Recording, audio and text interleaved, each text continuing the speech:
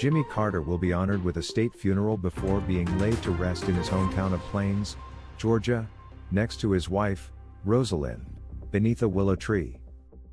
Carter, the 39th President of the United States, passed away in Plains on Sunday at the age of 100. Public memorial services for President Jimmy Carter will be held in Washington, D.C., and Atlanta, Georgia, as announced by the Carter Center. President Joe Biden has also declared that a state funeral will take place in the nation's capital. Holding elections in Syria could take several years, the country's de facto leader Ahmed al-Sharaa has said in his first comments on a possible electoral timetable since Bashar al-Assad was ousted early in December. In an interview with the Saudi state-owned broadcaster Al Arabiya, broadcast on Sunday, Sharaa said it would take about a year for Syrians to see drastic changes after the fall of Assad family rule and the end of 13 years of civil war. Election infrastructure in Syria at this time is ailing. It needs rebuilding. Today we are talking about the displacement of more than 15 million people from Syria, between displaced and refugees. Most do not have a fixed registration. No one knows what the population of Syria is today. Drafting a new constitution or making amendments will take experts a long time, maybe 2 or 3 years. God knows.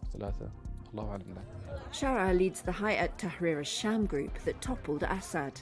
It was once affiliated with Islamic State and Al-Qaeda, but has since renounced both. And the new government has sought to reassure Syrians and neighbouring countries that it has left Islamist militancy behind. Still, it remains unclear whether it will impose strict Islamic rule or move towards democracy. Sharaa said HTS, formerly known as the Nusra Front, would be dissolved at a national dialogue conference. A country cannot be run with the mentality of groups and factions. Since we were in Idlib, we've been ready for this, psychologically and morally. Sharaa and other officials have repeatedly vowed to protect Syria's many minority groups. We will build a state, not export revolution. I've said we want to manage this phase with a state mentality, not a revolutionary one. While Western and regional powers welcomed the fall of Assad, it has raised questions about the future of a multi-ethnic country where foreign states including Turkey and Russia have strong and potentially competing interests.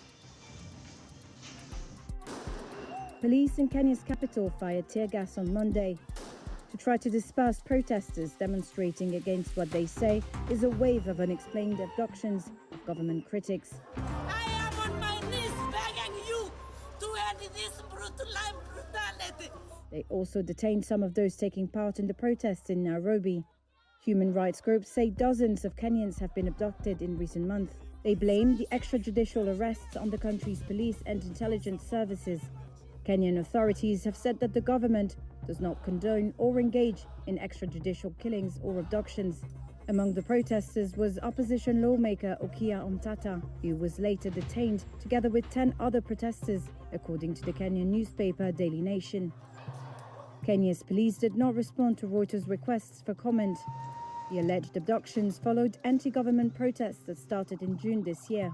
Initially aimed at overturning proposed tax hikes, the demonstrations eventually evolved into a movement that cut across Kenya's traditional ethnic divisions and became the biggest threat to the incumbent President William Ruto's government.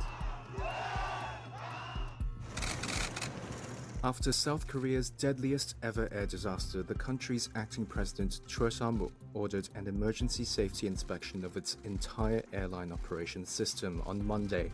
That came as investigators worked to identify victims and find out what caused Sunday's Jeju Air plane crash, which claimed the lives of 175 passengers and 4 of the 6 crew on board. A large memorial was set up in the gym about 5 miles from the crash site at Milan, where people including Choi came to pay respects. Meanwhile, the Transport Ministry said it would inspect all Boeing 737-800 aircraft operated in South Korea and look closely into its maintenance management systems. Authorities have recovered the black box from the crashed Jeju Air jet and say the US National Transportation Safety Board will be joining in the investigation. The aircraft, which was coming in from Bangkok, had belly landed, skidded off the end of the runway, and smashed into a wall. A Transport Ministry official said Monday that Jeju Air pilot had declared Mayday and reported a bird strike. He added there wasn't time after the warning to prepare for what came next. If there had been more time, they could have requested preparation measures, such as dispatching fire trucks to stand by and preparing for an emergency landing. Typically, in such cases, the pilot makes this request and the control tower coordinates by placing firefighting teams on standby. The crash killed mostly local South Koreans who were returning from holidays in Thailand. However, 2 Thai nationals also died.